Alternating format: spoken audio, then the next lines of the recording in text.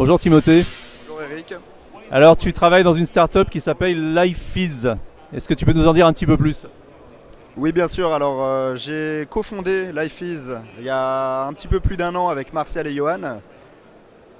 Notre idée aujourd'hui, c'est de concevoir un défibrillateur connecté, spécifiquement pensé pour le domicile des particuliers.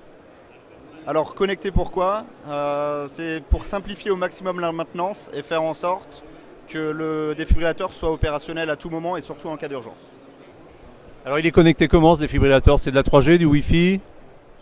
Alors les deux, le défibrillateur par défaut est connecté au Wi-Fi de la maison et on a une option avec une carte 3G qui permet de le transporter et de l'emmener un petit peu partout avec soi. Alors quel est l'intérêt d'avoir un défibrillateur connecté? Est-ce que c'est pour pouvoir recevoir des alertes en temps réel, avoir de l'aide? Alors le côté connecté permet tout simplement d'assurer la maintenance du défibrillateur. Et ce qu'on veut vraiment éviter, c'est le cas de l'extincteur qu'on achète. Souvent on le laisse de côté et le jour où on veut l'utiliser, il est périmé, on n'a pas fait attention.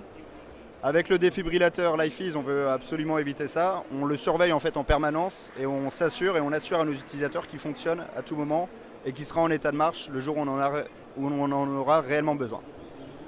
Alors un défibrillateur, on commence à en voir un peu partout, on sait ce que c'est, on sait comment ça marche quand on a suivi une formation. C'est la base de votre défibrillateur, c'est-à-dire que vous avez utilisé quelque chose qui existait et sur laquelle vous avez rajouté une couche de connectivité, ou est-ce que vous avez fabriqué à partir de zéro votre propre défibrillateur? Alors chez LifeEase, on conçoit notre propre défibrillateur, mais ce qu'il faut savoir, c'est qu'on ne réinvente pas la technologie. La technologie du défibrillateur existe depuis 30 ans. Nous, on l'a vraiment adapté au domicile parce que notre défibrillateur est fait pour le domicile des particuliers. C'est là que 80% des arrêts cardiaques ont lieu. Aujourd'hui, il n'y a pas de solution qui permet de répondre à ce besoin de 80%. Donc on développe vraiment nous-mêmes notre carte électronique, nos algorithmes de reconnaissance du rythme cardiaque. Et on a vraiment adapté notre design au domicile. On est vraiment à contre-courant de ce qui se fait aujourd'hui dans le lieu public. On a un design très sobre. Un petit peu à la manière d'une box. C'est une petite boîte blanche qu'on peut placer dans son salon, qui clignote pas vert fluo, qui n'est pas anxiogène. Notre idée, c'est vraiment de rassurer. Et enfin, on l'a pensé très simple d'utilisation. Il est vraiment facile à utiliser. Il y a un seul bouton. Une fois qu'on le met en marche, il prend le relais, il nous guide vocalement pour administrer le besoin. Et toute la famille est capable de l'utiliser. C'est vraiment très simple.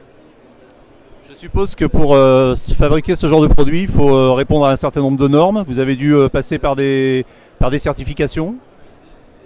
Alors effectivement, vous avez raison, et c'est l'avenir. Aujourd'hui, on est encore en phase de prototypage.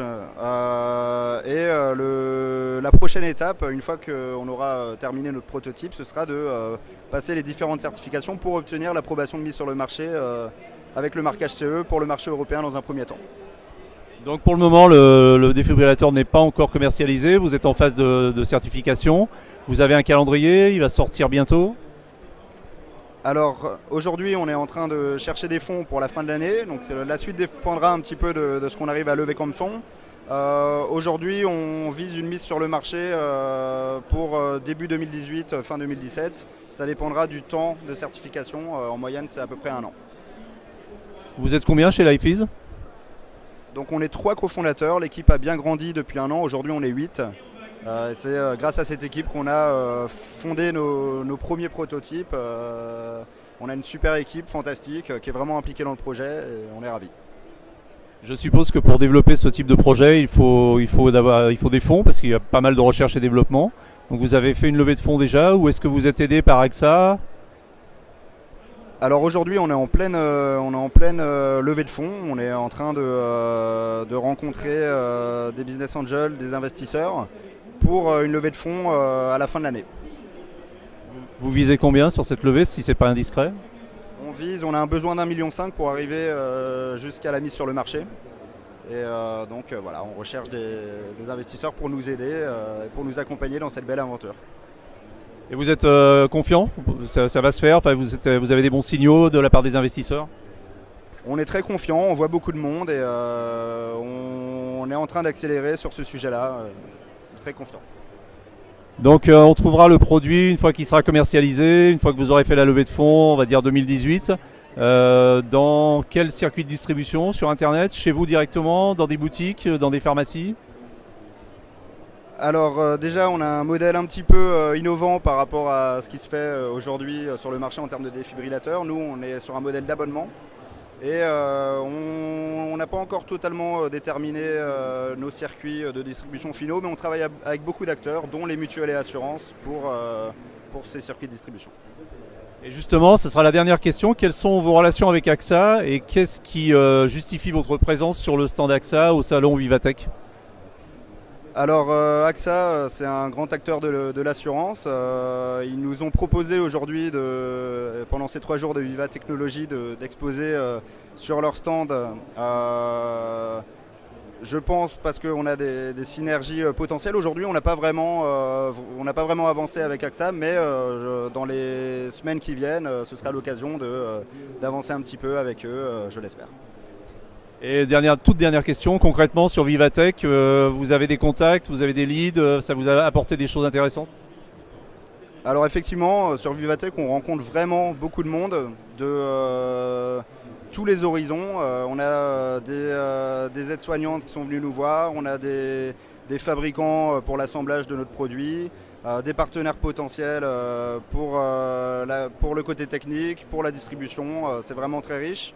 Demain, on a une journée qui est dédiée aux particuliers, donc ça va aussi nous permettre d'affiner certains messages et de tester nos prototypes auprès du grand public. Donc on a aussi hâte de voir ce côté-là demain.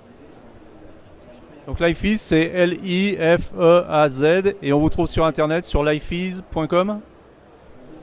Alors c'est lifeez.fr et on est également en ce moment en pleine campagne de crowdfunding jusqu'au 10 juillet sur la plateforme Ulule. Donc vous pouvez nous soutenir en cherchant Lifeez sur Ulule. Vous nous trouverez facilement et on espère aller le plus loin possible avec vous. Très bien, merci.